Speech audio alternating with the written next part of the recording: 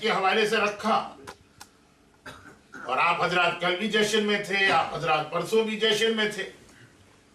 اور کوئی تعجب نہیں ہے کہ آنے والے کل بھی آپ کہیں نہ کہیں جشن میں جائیں، تو مختلف تاریخوں میں آپ نے ان تینوں ہستیوں کا الگ الگ حق تو ادا کر دیا، لیکن خالی شرکت کرنے والے پہ ہی تو حق نہیں ہے، بیان کرنے والے اور پڑھنے والے کی بھی ایک ذمہ داری ہے، اس کے اوپر بھی حق۔ اس لیے آج کی اس تقریر میں بنیادی اعتبار سے ہم باب الحوائج کے حوالے سے گفتگو کریں گے، لیکن تذکرہ ساتھ ساتھ سرکار سید الشہداء امام حسین علیہ السلام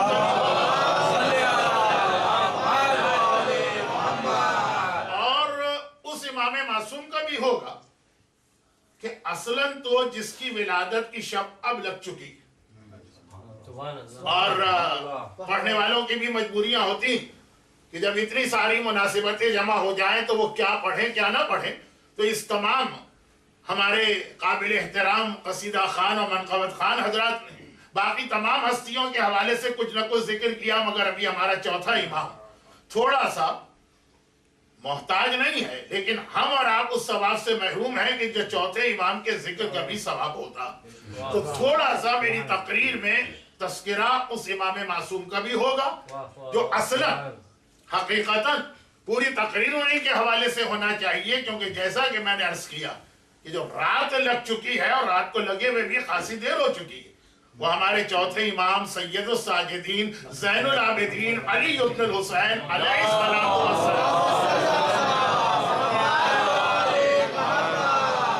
ولادت کی رات ہے۔ اور اس سے پہلے کہ میں ایک مختصر سی تقریر میں یہ ساری باتیں جمع کرنے کی کوشش کروں، ہاں یہ جملہ ضرور عرض کروں گا کہ چونکہ صاحب خانہ نے بنیادی اعتبار سے یہ جشن باب الحوائج کے حوالے سے منعقد کیا،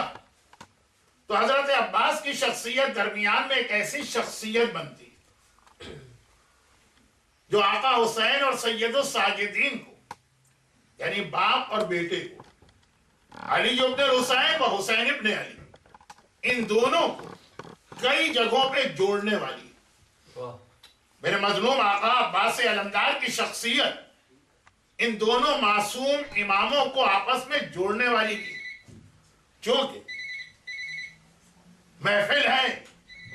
تو مصائب یا غم کا بیان کچھ اچھا نہیں لگتا، لیکن اہل بیت اطہار کی جتنی خوشیاں ہیں سب کے ساتھ ساتھ غم چل رہا، اور یہ اس وقت تک رہے گا جب تک کہ انہی اہل بیت کا وارث اور فرزند حقیقی آ کر ان تمام مظالم کا انتقام نہ لے۔ اور آپ حضرات سے اس حوالے سے ایک مختصر سے گزارش اور کر دوں کہ آج کی دنیا جو شیعت کا سب سے بڑا نام ہے علمی اعتبار سے،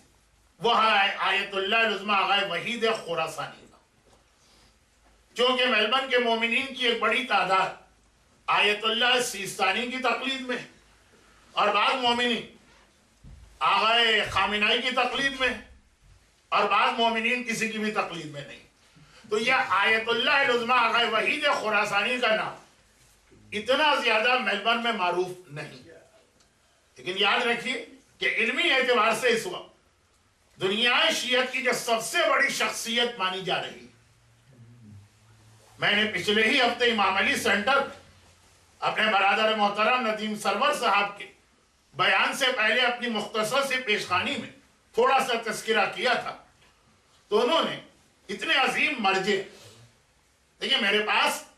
اس شخصیت کا تعارف کرانے کے لیے بہت سارے واقعات اور دلائل ہیں، لیکن آج کا جشن جس میں ویسے ہی تین اہم ترین شخصیتوں کا تذکرہ ہونا، اس کے اندر ویسے ہی وقت کی کمی، تو صرف یہ عرض کر رہا ہوں کہ خصوصی ایک درخواست کی ہے تمام دنیا کے شیعوں سے کہ اس سال کی 15 شعبان کو واقعاً ایک ایسے انداز کی 15 شعبان کے طور پہ آپ منائیے کہ خدا بھی، جو آپ آقا حسین کے حوالے سے ایک معجزہ بار بار سنتے رہتے ہیں کہ راہب کو بیٹے نہیں تھے تقدیر میں، لیکن حسین کے کہنے پہ تقدیر بدل گئی، تو اس انداز سے آپ کو دعا کرنا، حسین کی ولادت کے دن، عباس کی ولادت کے دن، سجاد کی ولادت کے دن، کہ واقعا اگر خدا کے مصلحت میں ابھی ظہور امام نہیں بھی ہے تو آپ کی وجہ سے ہو جائے. اور مزید اگر آپ کو اس کی تفصیل معلوم کرنا ہو تو آپ خود آغا وحید خراسانی کی ویب سائٹ پہ جا کے ان کا وہ بیان پڑھ لیجئے گا. لیکن چونکہ